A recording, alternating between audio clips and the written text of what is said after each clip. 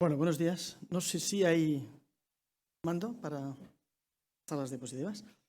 Pero bueno, en cualquier caso, antes solo un saludo. Bueno, en primer lugar decir que todo cuanto hacemos, también la predicación, si tiene un sentido es primeramente por el Señor, ¿no? Si lo hacemos es porque Él lo merece, ¿no? Él nos ha amado y de hecho ya algo vimos el domingo pasado, esta declaración de Dios con la que empieza y termina todo. Yo os he amado.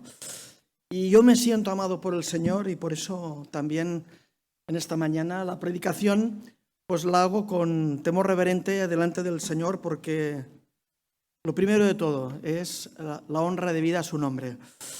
Pero también tengo un motivo especial de estar agradecido, y es que en sus múltiples bendiciones pues mis padres son parte muy importante de las bendiciones de Dios en mi vida y hoy me acompañan. Y bueno, sé que muchos los conocéis, pues después al terminar el culto los podréis saludar, pero son parte muy importante de las muchas maneras como Dios ha bendecido y continúa bendiciendo mi vida.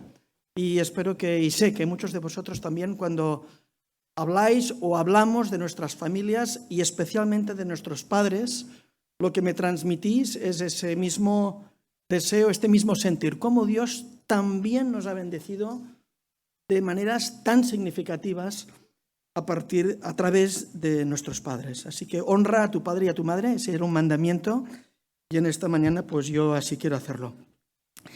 Bueno, seguimos con nuestra serie y terminamos, espero que terminemos, la serie de profetas menores y concretamente el libro de Malaquías, que como vimos, pues es un mensaje un poco amargo, ¿no? Porque Dios les está diciendo a Israel, y Dios nos está diciendo también a nosotros, pues me estáis defraudando, ¿no? Me habéis defraudado. Y al terminar la exposición, no hoy, pero quizá a lo largo del día o de la semana, este es el reto que la palabra del Señor nos lanza a cada uno de nosotros: meditar introspectivamente y ver en qué maneras quizá estamos defraudando a Dios. Pero no nos quedemos ahí, porque el mensaje de Malaquías no es solo darnos cuenta que estamos defraudando a Dios, sino también y sobre todo que hay esperanza, y Dios nos anima y nos da claves, recursos para salir de esa situación y cambiar de actitud de manera que nuestra vida realmente le honre a Él, le satisfaga.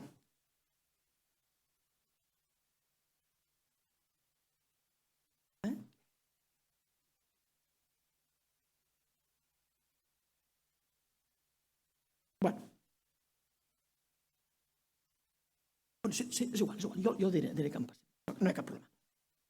Lo haremos a la antigua usanza.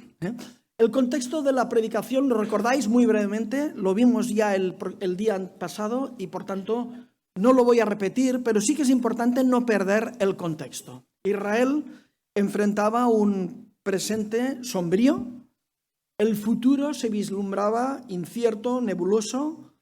A ellos les parecía que las promesas de Dios por medio de sus profetas recientemente recordaban todavía las palabras de Ageo, las palabras de Zacarías, parecían promesas incumplidas. Sus expectativas de un futuro glorioso, próspero, no se habían cumplido, y todo ello había desembocado en dudas acerca del amor de Dios. Si pasamos al siguiente, hablamos de la pendiente resbaladiza. El otro día nos quedamos fundamentalmente en el primer punto. Lo primero, cuando las cosas no son como pensamos, es dudar acerca del amor de Dios. Y eso fue donde nos detuvimos el domingo pasado. Y lo importante que es enfrentar este problema y darnos cuenta de las muchas maneras como Dios nos ama a pesar de que estemos pasando por problemas y dificultades. Por supuesto que cuando las cosas van bien, pues es más obvio y más fácil darse cuenta de que Dios realmente nos ama. Pero Dios sigue amándonos con un amor constante y fiel, aun cuando estamos pasando por momentos de tribulación. Pero cuando persistimos y nos instalamos en la duda, Esto nos lleva, ya lo dijimos, a la desconfianza en el plan de Dios, al desánimo, a la dejadez y a una degradación. Pero vamos a ver muy brevemente algo que no abordamos por tiempo el domingo pasado, y es cuál fue la verdadera causa del problema. ¿Qué era lo que propiciaba esta situación en la que se encontraba Israel? Y vamos a leer este texto de estos 9 versículos del capítulo 2 del libro de Malaquías, que dice lo siguiente: Ahora pues, oh sacerdotes, para vosotros es este mandamiento: si no oyereis y si no decidís de corazón dar gloria a mi nombre, ha dicho Jehová de los ejércitos, enviaré maldición sobre vosotros. Hacemos un pequeño salto al versículo 4 y dice: y sabréis que yo os envié este mandamiento para que fuese mi pacto con Leví, ha dicho Jehová de los ejércitos.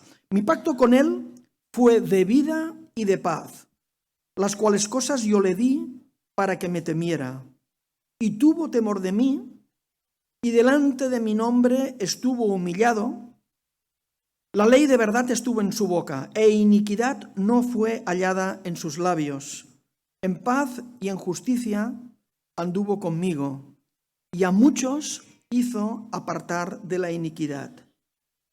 Porque los labios del sacerdote han de guardar la sabiduría, y de su boca el pueblo buscará la ley, porque mensajero es de Jehová de los ejércitos. Mas vosotros os habéis apartado del camino, habéis hecho tropezar a muchos en la ley, habéis corrompido el pacto de Leví, dice Jehová de los ejércitos. Y un poquito más adelante: no habéis guardado mis caminos, y en la ley hacéis acepción de personas. Este texto es importante para entender verdaderamente la problemática de Malaquías. Y como podéis ver, la profecía va dirigida principalmente y sobre todo a los sacerdotes. Todos conocemos en aquel contexto la importancia que tenía el ministerio que realizaban los sacerdotes. Aquí el texto habla del pacto de Dios que estableció con Leví.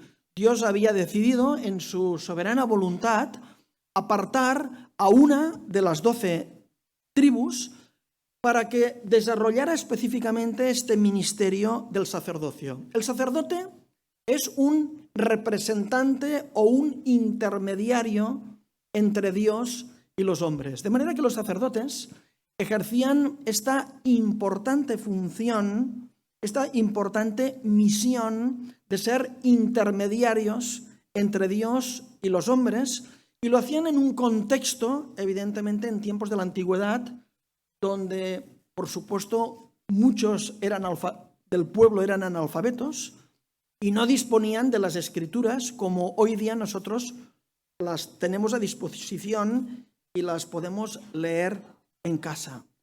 De manera que estas personas elegidas, la única tribu a la que no se le concedió territorio, apenas unas pocas ciudades donde vivir, y que eran mantenidas solidariamente con los diezmos que ofrecía el pueblo para que ellos pudieran tener con qué sostenerse ellos y sus familias y poder dedicarse a esta importante función.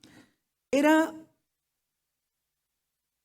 de importancia crítica que ellos fueran fieles transmisores del mensaje de Dios, porque ellos no hablaban de sí mismos, ellos no expresaban sus opiniones acerca de las cosas, sino que los sacerdotes tenían la responsabilidad de transmitir fielmente el mensaje de Jehová. Y no solamente transmitirlo con sus palabras, sino a través de todos los rituales que se ofrecían en el templo, los sacrificios y los holocaustos, cada uno de los detalles de lo que ocurría en el templo, a través de ello, Dios les enseñaba un aspecto, un detalle de su carácter y de su voluntad. Por eso todo lo que ellos decían y enseñaban y todo lo que ellos hacían tenía que ser hecho con mucho cuidado y con mucha intencionalidad, porque por medio de ellos, Dios estaba escribiendo en las conciencias de su pueblo su voluntad y estaba esculpiendo en ese pueblo una identidad única y especial como pueblo de Dios. Es evidente que este texto apela a nuestros pastores. Qué importante es el rol y la responsabilidad de nuestros ancianos y pastores. Pero no solamente a ellos, sino que apela a todos y a cada uno de nosotros, los creyentes, porque vivimos en una dispensación donde ya no hacen falta intermediarios, sino que cada uno de nosotros formamos parte, como dice Pedro, ¿no? Sois linaje escogido, real sacerdocio. Somos parte de un pueblo de sacerdotes.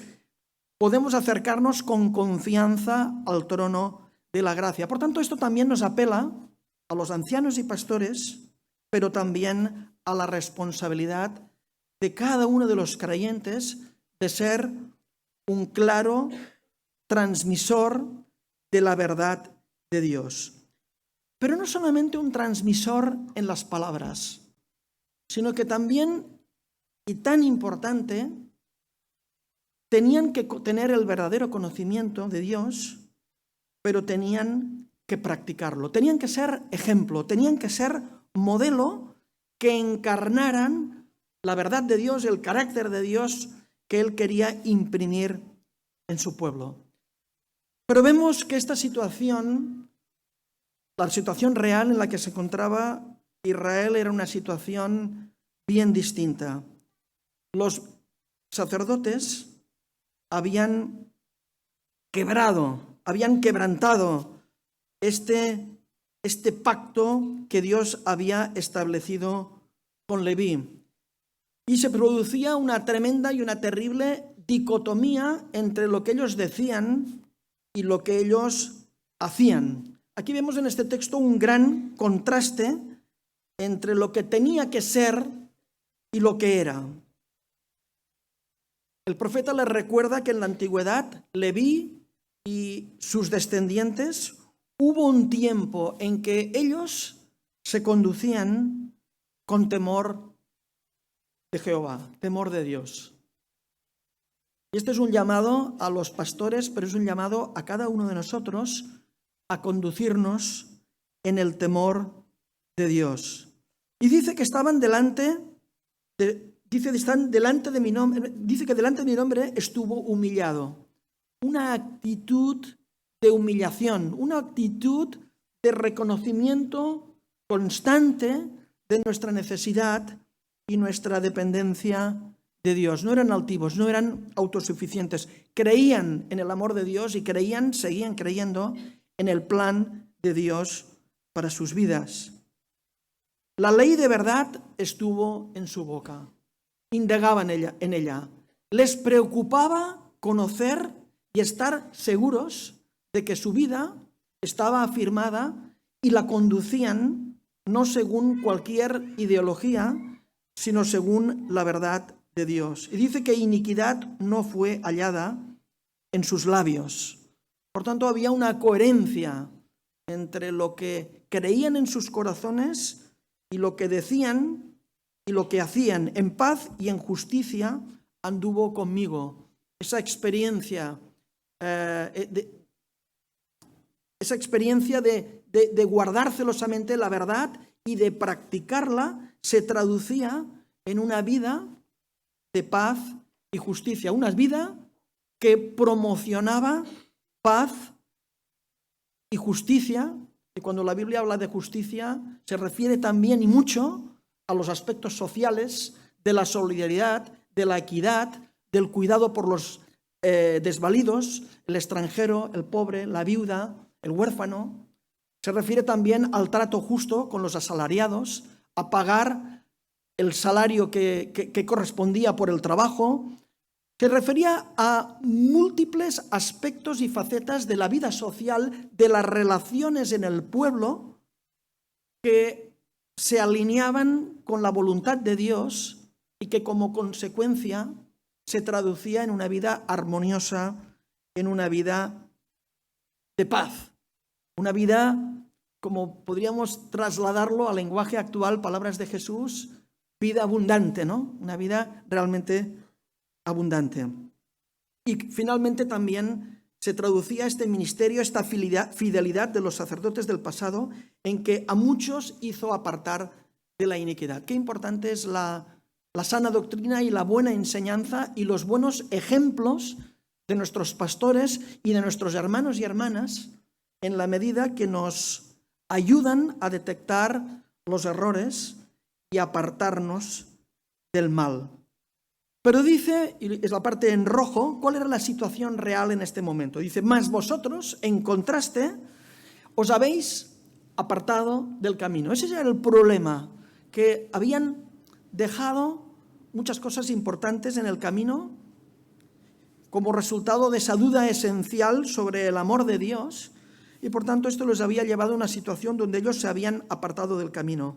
Y no solamente esto, sino que mucho más triste y dramático, habéis hecho tropezar a muchos en la ley. Qué dramático es que el Señor nos pudiera decir en algún momento que por nuestras palabras o nuestras actitudes somos la causa de que muchos no solamente rechacen a Dios como una posibilidad, sino que incluso personas que en algún momento han creído, pues se hayan apartado, hayan tropezado y se hayan apartado. Y dice que habéis corrompido, qué palabra más fuerte, ¿no? El pacto de Leví, todo aquello que tenía que haber sido, se ha corrompido. No veo en vosotros nada que se parezca a lo que yo tenía preparado para vosotros. No habéis guardado mis caminos y en la ley hacéis acepción de personas, todo lo más alejado a la paz y a la justicia. Hacían distinciones, discriminaban. No lo vamos a ver, pero uno de los aspectos, uno de los pecados críticos aquí era que debido a su situación precaria, repudiaban a sus propias mujeres y se casaban con mujeres paganas, pero lo hacían fundamentalmente para obtener ganancias sociales. Les resultaba más ventajoso casarse con hijas de propietarios paganos, los samaritanos, ¿no?, que vemos en los textos históricos, que poblaban la tierra, y con estas alianzas matrimoniales se aseguraban pues ventajas sociales, económicas, una vida mucho más cómoda. Y claro, esto les llevaba a no ser justos, ¿no?, sino a caer en ese problema tan humano de tratar con ventaja a aquel que te favorece tus intereses y tratar con desventaja o con dureza a aquel que no te ayuda, ¿verdad?, a escalar socialmente. ¿Qué situación más triste? ¿Qué diagnóstico más preocupante el que encontramos aquí? Los sacerdotes cayeron y, por tanto, como consecuencia, el pueblo también cayó en esa misma dinámica. Dejaron de tener una percepción correcta acerca de Dios y, por tanto, se habían iniciado esta escalada descendente. Y aquí nos cita el texto, lo vamos a ver muy brevemente. Cada pecado daría para una predicación, pero como no tenéis tiempo, lo voy a mencionar, si pasáis la siguiente. Una serie, un catálogo de graves pecados que eran la consecuencia de haber quebrado este pacto con Dios. El primer pecado es el de la profanidad. Capítulo 1, versículos 6-7, Dios dice a través del profeta: el hijo honra al padre y el siervo a su señor. Si pues soy yo padre, ¿dónde está mi honra? Y si soy señor, ¿dónde está mi temor? Dice Jehová de los ejércitos a vosotros, oh sacerdotes, que menospreciáis mi nombre. Y decís: ¿en qué hemos menospreciado tu nombre? Otras versiones dicen despreciado, ¿no? ¿Por qué nos acusas? ¿En qué te basas para decir que estamos despreciando tu nombre? Y Dios responde: en que ofrecéis sobre mi altar pan inmundo. Y dijisteis, ¿en qué te hemos deshonrado? ¿O en qué te hemos ofendido? En que pensáis que la mesa de Jehová es despreciable. Profanar significa tratar sin el debido respeto a una persona o a una cosa que se considera sagrada y digna de respeto. ¿Os acordáis de cuando Moisés, esa escena famosa en el monte Horeb, cuando se acerca a la zarza ardiente y oye la voz de Dios donde le dice, quítate el calzado de los pies porque el lugar donde estás, el lugar que estás pisando, es un lugar santo? No profanes este lugar. Estás en un lugar único, especial, porque aquí está mi presencia y por tanto, si tú quieres permanecer en mi presencia, y Dios nos diría, si quieres seguir viviendo diariamente en mi presencia, no puedes olvidar que este es un lugar santo y por tanto tienes que tratar este lugar con respeto porque estás relacionándote con un Dios que es 3 veces santo. Cuando nos acercamos a Dios de cualquier manera, descuidadamente, sin quitarnos metafóricamente el calzado de los pies, ¿no? Calzado sucio, lleno de polvo, lleno de barro, estamos profanando a Dios. Como ya vimos el otro día, era una situación chocante porque ellos, su práctica externa era ortodoxa. Ellos seguían yendo al templo, ellos seguían ofreciendo los holocaustos y los sacrificios. Desde un punto de vista puramente externo, pues nadie hubiera dicho que ellos estaban profanando el nombre de Dios, porque estaban realizando como la ley mandaba todos los rituales, pero no ponían su corazón en ello. Tal como nos recordaba Ricardo al iniciar el culto, no se trata, los sacrificios, los holocaustos no eran un fin en sí mismo, eran un medio, y por tanto ellos tenían que poner su corazón en aquello que hacían. Convertirlo en rutina religiosa significa caer en la mediocridad. Y esa quizá es una de las primeras advertencias que nos lanza el libro de Malaquías a cada como comunidad, que nos examinemos, no sea que hayamos caído en rutinas y nos conformemos en ofrecer a Dios cualquier cosa. Nos acostumbremos a la mediocridad de tal manera que pensemos que esto ya basta, ya es suficiente para Dios. Por eso dice Dios que le ofrecen pan inmundo o pan indigno. Yo creo que ellos traían pan y ritualmente quizá ese pan era un pan correcto. Pero Dios no se fija en el pan, sino que Dios se fija en las manos y en los corazones que estaban ofreciendo ese pan y que rebajaban las cosas sagradas a un nivel completo de mediocridad. Dios recibe o rechaza las ofrendas no por el valor de la ofrenda misma, sino las recibe en función de quién las da. Él ve el interior, él ve el corazón. Él rechazó la ofrenda de Caín, pero aceptó la ofrenda de Abel. Él ve cada día qué hay en nuestro corazón. Evidentemente que venimos a veces contentos y a veces decaídos, pero Él ve qué hay en nuestro corazón y qué nos motiva a traer nuestra ofrenda. Y ve si lo que traemos es un pan inmundo o es un pan sencillo, poca cosa, pero lo hacemos considerando que Dios no es despreciable, sino que Dios es merecedor de todo nuestro respeto. El siguiente pecado, y siguiente diapositiva, es un paso más en este problema, que es el del sacrilegio.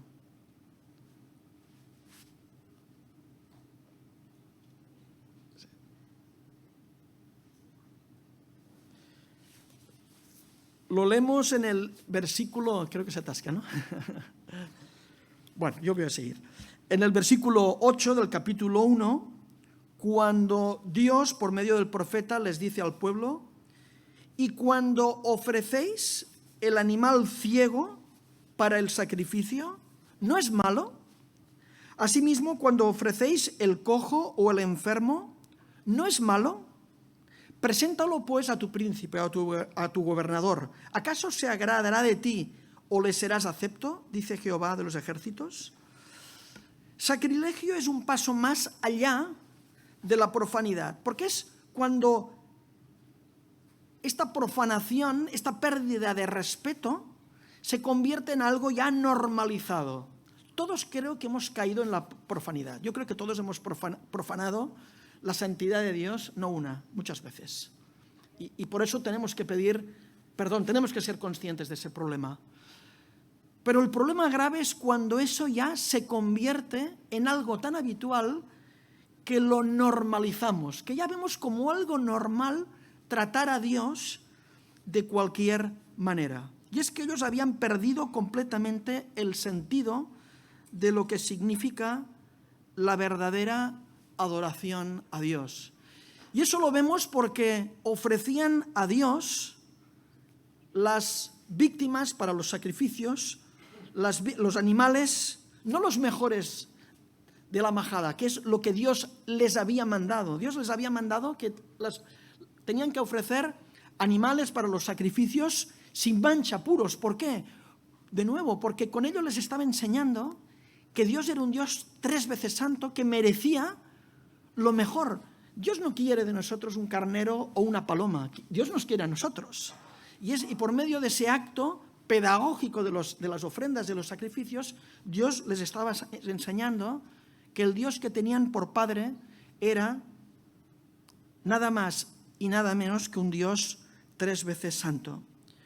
Sin embargo, ellos habían normalizado traer animales cojos o enfermos, aquellos animales que ya no sirven para ser vendidos, quizá incluso ni ellos los podían sacrificar para comérselos ellos mismos porque les repugnaba, pues eso que les sobraba, eso que estaba destinado a ser lanzado en el vertedero, bueno, eso era lo que traían a Dios. Ofrecían lo sobrante, lo inútil, lo despreciable, lo imperfecto. Ofrecían ofrendas sin valor ninguno, que no les costaba nada, donde no había ningún elemento de negación en ello. ¿Os acordáis cuando las palabras de Jesús, aquella pobre viuda que depositó aquella moneda? ¿Qué dijo Jesús? Pues que la que había ofrecido más no eran los ricos que ofrecían de lo que les sobraba, y además lo hacían a la vista de todos para que fueran alabados ellos, no Dios, ellos. Pero esa mujer pobre, la única moneda de la que dependía su sustento, esa moneda puso, y a esta mujer fue a la que Dios honró.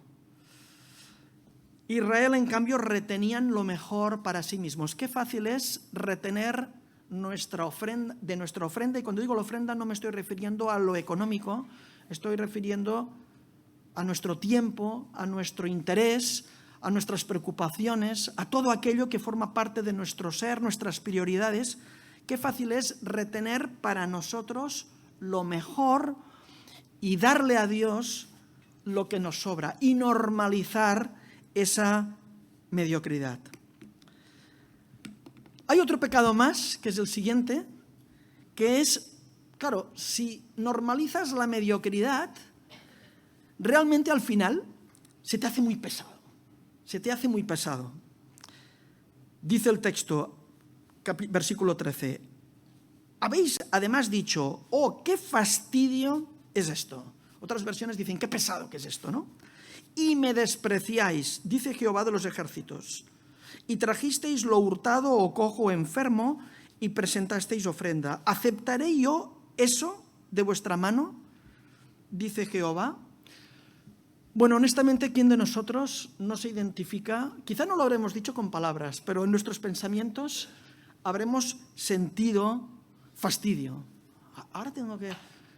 Da pereza, ¿no? Venimos a veces ni venimos, pero cuando venimos arrastrando los pies o nos piden que colaboremos en alguna cosa, en algún servicio, ¿no? Y tenemos que reconocer que no siempre nuestro corazón está deseoso de ofrecer el mejor servicio. Somos humanos, Y sería irreal no reconocerlo, ¿no? Que a veces pues nos cuesta un esfuerzo. Pero de nuevo, cuando esta actitud se normaliza y es la norma que caracteriza la actitud del pueblo de Dios, ese pueblo de Dios que siente como un fastidio, como un aburrimiento, todo lo que tiene que ver con el culto y la adoración, pues ahí hay un problema.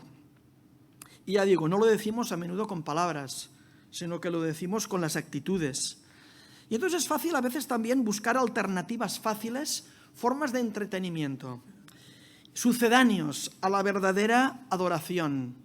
Y yo soy el primero que me agrada la adoración contemporánea y que sepamos sabiamente introducir la novedad y los recursos tecnológicos que permitan no ser mejor entretenidos, sino ofrecerle a Dios un culto más excelente. Si es para ofrecerle un Dios más excelente, bienvenido lo que sea.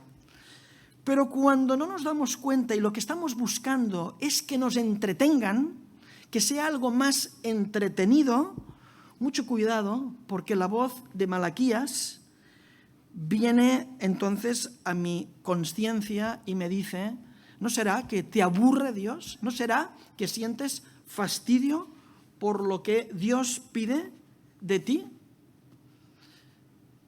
Y esto lo vemos cuando no estamos dispuestos al esfuerzo para agradar a Dios. El camino no es de bajada, es de subida. El camino de la fe no es el camino ancho de bajada que nos ponen un gran espectáculo y las palomitas y la Coca-Cola y todo es... No, es un camino de subida, donde hay piedras y hay que hacer esfuerzos. Y tuvimos una serie hace tiempo de las disciplinas espirituales. Es que la palabra disciplina ya dice eso. Qué poco popular es hablar socialmente hoy de esfuerzos, sacrificios y disciplinas. Pero es que no hay otro camino diferente.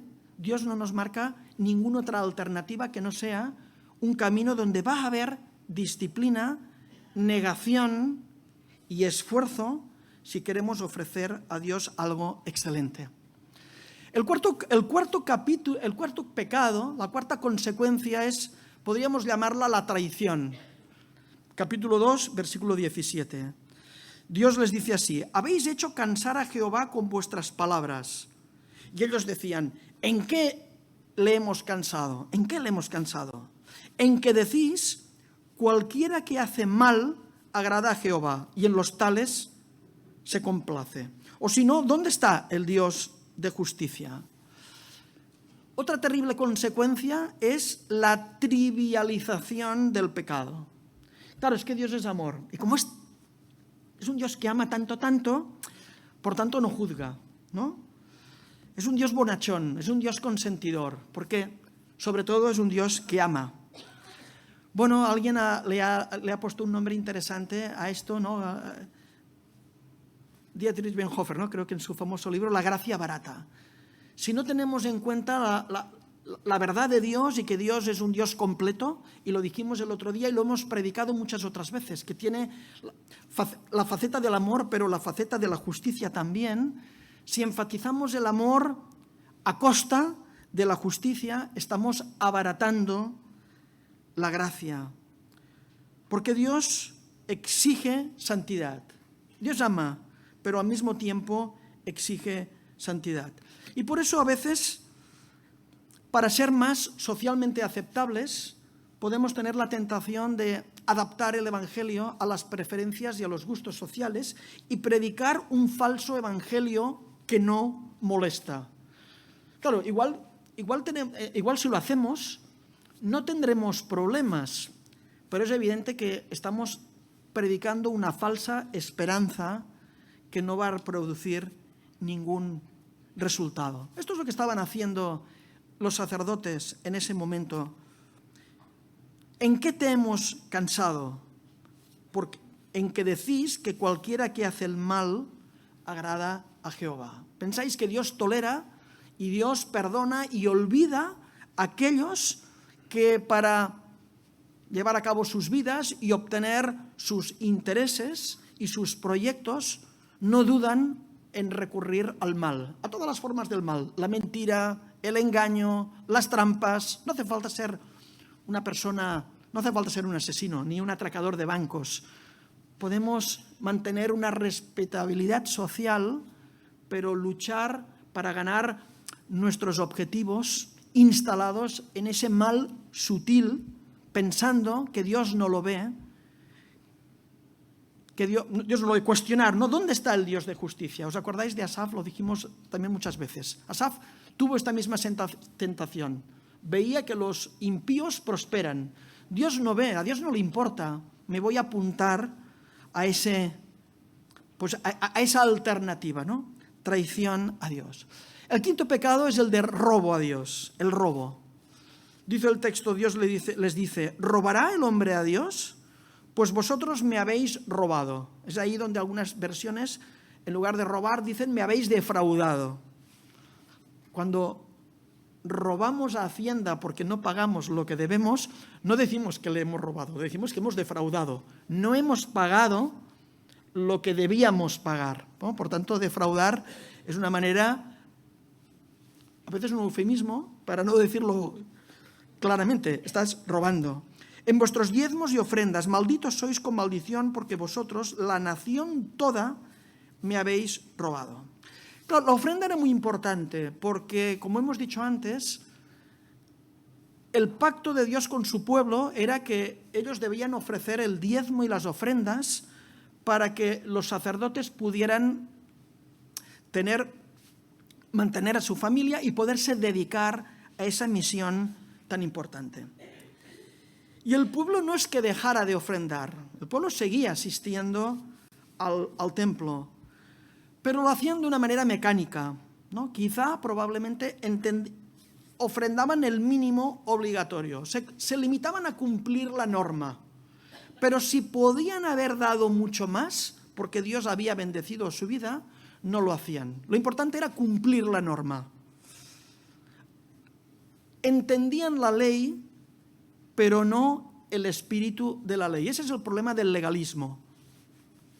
Tomar la ley como un fin en sí mismo y no darse cuenta que una cosa es la ley, pero el otro es el espíritu de la ley, que lo que quiere no solamente es una cantidad, no es una ofrenda, solamente los domingos y una determinada cantidad, sino lo que Dios está pidiéndote a través de su ofrenda es que te entregues completamente tu propia vida. Y en algunas oraciones esta verdad ha sido expresada. Todo cuanto soy, todo cuanto tengo, no solamente lo que voy a depositar en una bolsa, sino toda mi vida. Vengo aquí porque reconozco que todo lo que yo soy te pertenece a ti. Esta sería una mentalidad de máximos, de excelencia, ¿no? La mentalidad que busca la excelencia en el servicio de Dios. Pero ellos se habían conformado con el mínimo exigible, con un aprobado, el 5 justo, para no ser suspendidos. La mediocridad. Dios reclama todo de nosotros. El sexto pecado es el de la blasfemia. Capítulo 3, versículos 13-14 dice, vuestras palabras contra mí han sido violentas, dice Jehová, y dijisteis, ¿qué hemos hablado contra ti? Habéis dicho, por demás es servir a Dios. Estas son las palabras ofensivas, violentas, que ellos estaban diciendo no con sus bocas, sino con sus vidas. Por demás es servir a Dios. ¿Qué aprovecha que guardemos su ley y que andemos afligidos en presencia de Jehová de los ejércitos? Decimos pues ahora, bienaventurados son los soberbios. Fijaros los soberbios. Esos son los felices, no nosotros, que nos estamos aquí privando de la gran fiesta. La gran fiesta está ahí fuera. Esos son los que realmente son bienaventurados. Los que hacen impiedad no solo son prosperados, sino que además tentaron a Dios y escaparon. Bueno, eso pensaban ellos, eso pensaban. Y es verdad, al momento, esa es la realidad que nos parece a nosotros. ¿Cuántas veces no hemos tenido este mismo pensamiento? Señor, ¿cómo es posible que tales personas cometan tales tropelías y vivan tan seguros y aparentemente con tanta prosperidad, mientras las personas honestas, tu pueblo, vive en penuria y vive con dificultad? Y nos puede parecer que esto no va a tener retribución, que Dios no va a juzgar eso. Y cuando llegamos a normalizar eso y decir que, por tanto, de más es servir a Dios, es inútil, no tiene ningún sentido darle la prioridad a Dios, eso es blasfemar, porque eso es decir cosas que hieren y ofenden profundamente. Blasfemamos a Dios, herimos profundamente su corazón cuando con nuestras actitudes le estamos diciendo: no merece la pena servirte. Es mejor servir a mis propios intereses, otros intereses quizá muy legítimos, quizá honestos, pero cualquier cosa distinta a ti. No merece la pena esforzarse. Cuando esto lo hacemos, estamos despreciando a Dios. Le estamos diciendo que Él es despreciable, que Él no es merecedor de lo mejor. Y esto llegamos a esta situación cuando tenemos una visión distorsionada de Dios y de su voluntad. Por eso es tan importante estudiar, escudriñar, comunicar, compartir la verdad de Dios, como hacen estos profetas, porque nos recuerdan esa verdad acerca de Dios y acerca de que, además de que Dios es bueno y sigue dándonos oportunidades para bendecir nuestras vidas, Él está llevando a cabo sus planes, donde un día la verdad y la justicia se revelarán y todo aquello que nos parecía envidiable será quemado como la hojarasca. No quedará ni rastro. Todo aquello que creíamos que era apetecible, nos daremos cuenta que es algo absolutamente vano. Hay dos aspectos, pero por cuestión de tiempo pasa una, otra y otra. Quiero terminar no en lo negativo, sino en lo positivo.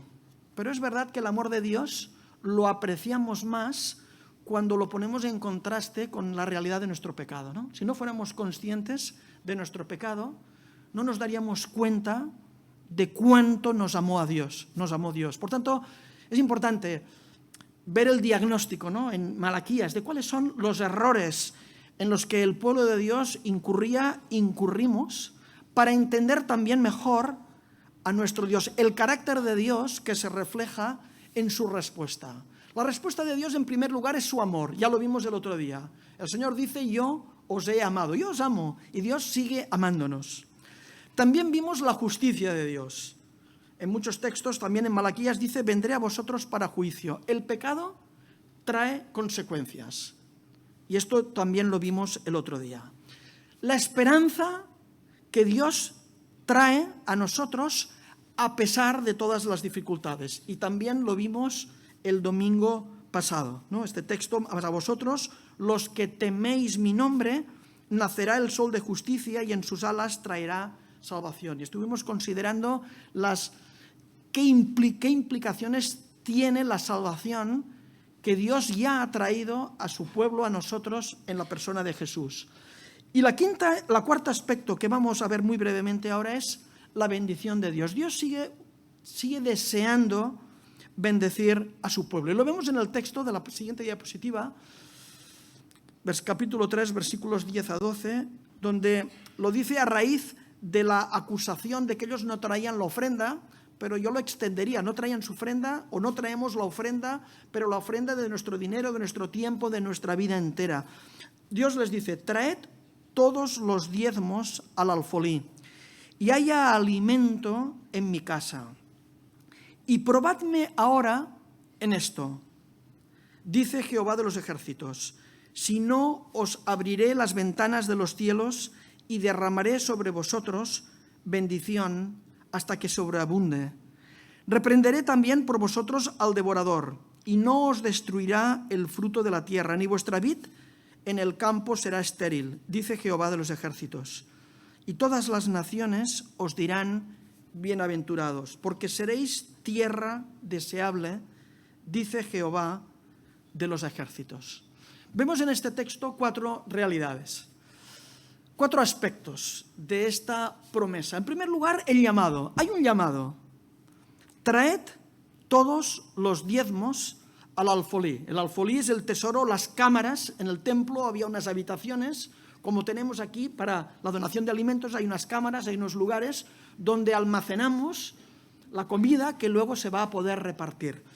Traed los diezmos. Los diezmos no eran tanto en forma dineraria, sino en forma de animales y grano y productos, alimentos que se repartían a los sacerdotes para que pudieran alimentarse. Por tanto, la promesa de Dios viene en primer lugar en forma de un llamado.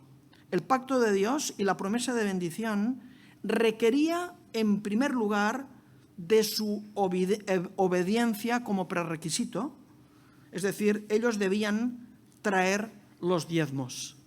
Primero obedéceme, primero tú debes ser obediente al llamado. Y como hemos dicho antes, el diezmo que ellos o nosotros debemos traer a Dios no es tanto una cantidad de algo o de dinero, sino que el valor del diezmo es cuánto ese diezmo representa y muestra tu amor por Dios. Es una muestra de amor. Y Dios lo que quiere es que en toda tu vida, en todas las áreas de tu vida, tú demuestres cuánto amor sientes por Dios. En segundo lugar, aquí vemos que el llamado es a traer no un diezmo o cualquier diezmo, sino todo el diezmo íntegro. Ellos traían diezmos, pero Dios veía lo que faltaba por traer y es mucho. Podemos traer diezmos, podemos traer grandes cantidades de dinero, podemos dedicar grandes cantidades de horas y de esfuerzos, pero no por ello estamos trayendo nuestro reconocimiento más sincero por el amor de Dios, nuestra admiración y gratitud por el amor de Dios. Y Dios lo que quiere es que traigamos todo eso. Primeramente, nuestro agradecimiento y nuestra profunda gratitud. Porque si traes eso, todo lo demás, todo lo material, dinero y tiempo vendrá.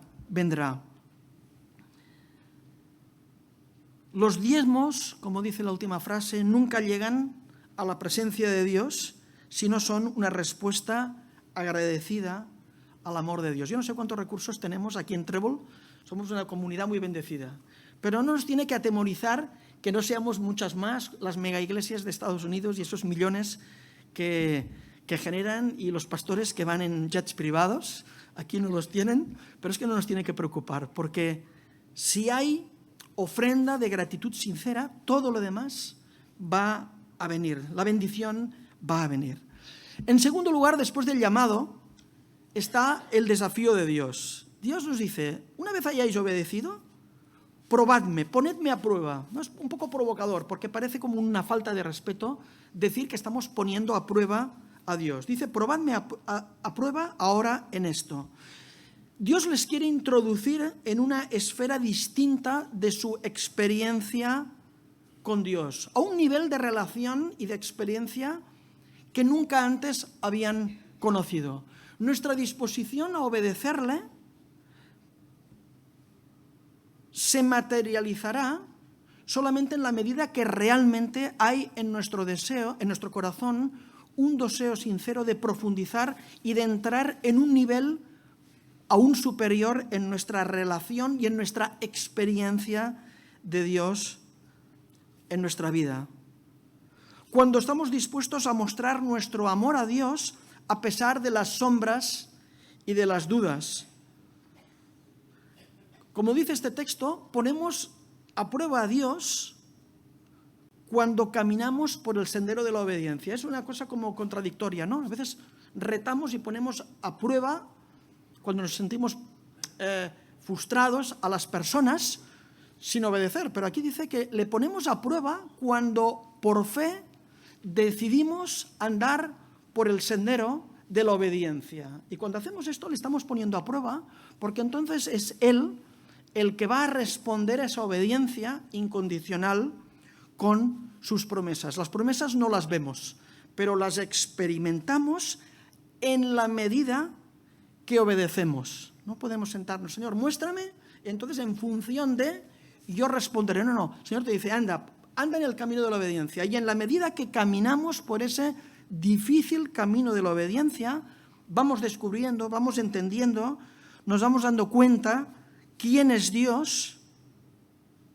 cómo actúa en nuestra vida, y ese descubrimiento nos ayuda a seguirle obedeciendo. De manera que la obediencia tampoco no es un suicidio, no es fácil obedecerle, pero no es un suicidio. Dios, en la medida que le obedezcamos, Dios ayudará y reforzará esa obediencia porque estaremos experimentándole de una manera real. Somos transformados, tomando palabras de Pablo, de gloria en gloria, ¿no? En la misma imagen de Cristo. A medida que vamos siendo transformados, nuestra voluntad y capacidad de obedecerle se ve también reforzada.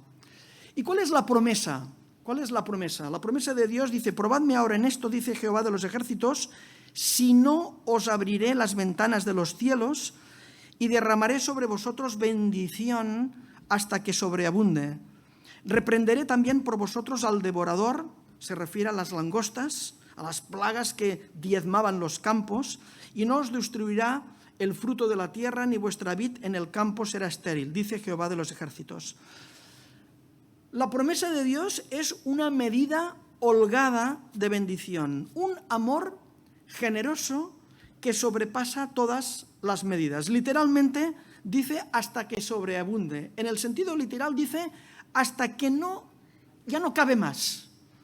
Más es imposible. Dios está dispuesto a, como respuesta a nuestra obediencia, mostrar su amor en una medida inimaginable, ilimitada. Ya más bendición es imposible. Y lo hace aquí particularmente mostrando cuidado y protección, de maneras muy prácticas a la situación y a los problemas reales y concretos de ellos, que eran las plagas que diezmaban los campos. No dejaré, dice la versión popular, que las plagas destruyan vuestras cosechas y vuestros viñedos, de lo que depende vuestra supervivencia. Yo tendré cuidado de esto y seré generoso en el cuidado por vosotros. Y no solamente esto, sino que va a haber un resultado final de esta obediencia. Dice que todas las naciones os dirán bienaventurados, que también significa dichosos, afortunados, porque seréis tierra deseable, dice Jehová de los ejércitos. Todas las naciones os felicitarán, os dirán bienaventurados. Es decir, no podrán negar la evidencia de el privilegio y la fortuna que tenéis de tener por Padre al Dios vivo. Con nuestras palabras lo podemos decir 1000 veces y probablemente la mayoría de las veces puede que las personas no se convenzan y no nos digan qué suerte que tienes, porque no lo veo, ¿no? Si no lo veo en tu vida, ya puedes predicarme 1000 veces que eso no cambia el corazón de las personas. Pero dice aquí que la evidencia de la bendición de Dios es tan grande, es tan incontrovertible, porque ellos viven en obediencia a Dios, que todos los incrédulos que lo rodean tendrán envidia de ellos, se darán cuenta de que son un pueblo afortunado, un pueblo dichoso por la evidencia del gozo, de la plenitud, de la felicidad en la que ellos viven. Qué importante es tener un testimonio limpio, íntegro, coherente. Como dice el texto, esa luz que no puede ser escondida en el cajón, ¿no? Sino que ilumina la oscuridad y que todo el mundo reconoce. Y dice, seréis una tierra deseable. Todos desearán tener la misma experiencia que vosotros. Ojalá el éxito de nuestra evangelización no fuera tanto por las palabras, sino por el contagio, la envidia de otros que quieran ser exactamente con nosotros, tener esa paz, ese gozo que nosotros podemos experimentar. Que sean atraídos por la gloria de Dios, porque eso es lo que significa glorificar a Dios. Atraer la atención de las personas, no a nosotros, sino a Dios, pero lo hacemos por medio de nuestro testimonio como pueblo. Por tanto, termino con unas reflexiones para los grupos de fe y para cada uno de nosotros como individuos. En primer lugar, es un llamado a dar el diezmo íntegro, pero deberíamos también reflexionar y preguntarnos qué parte del diezmo estamos todavía reteniendo. Dios pide el diezmo íntegro, todo el diezmo, no una parte. La segunda idea que hemos visto es que es un llamado a obedecerle a pesar de las sombras y de las dudas. Pero lo que nos deberíamos preguntar es si queremos de verdad entrar en una dimensión más profunda de nuestra relación con Él. Porque si no lo deseamos, no necesitamos la obediencia. No se necesita la obediencia para seguir en ese nivel de mediocridad. Un nivel realmente de una vida de fe dura. Pero si queremos avanzar a un nivel de experiencia con Él superior, entonces sí, deberíamos examinarnos si realmente eso es nuestro deseo. Porque si es nuestro deseo, sin duda lo vamos a obedecer más. La tercera idea, la tercera promesa es que Dios cuida fielmente de ti y de mí y experimentaremos su amor y su cuidado en una medida inimaginable. Pero de nuevo, ¿qué nos frena para desearlo más? Más de lo que ya tenemos y ya conocemos. Y finalmente, la evidencia de su bendición en nuestra vida como individuos y como iglesia. Dios promete que será incuestionable, que su gloria se hará visible en nuestras vidas y en las vidas de la iglesia. ¿Lo deseamos de verdad? ¿Deseamos que esa sea nuestra experiencia? Ojalá a través de toda esta serie y de todo lo que hagamos con intencionalidad durante esta semana, todo nos lleve a querer desear esta experiencia profunda, real de Dios en nuestra vida, no solo para beneficio de nuestras vidas, sino sobre todo para la gloria de su nombre. Amén.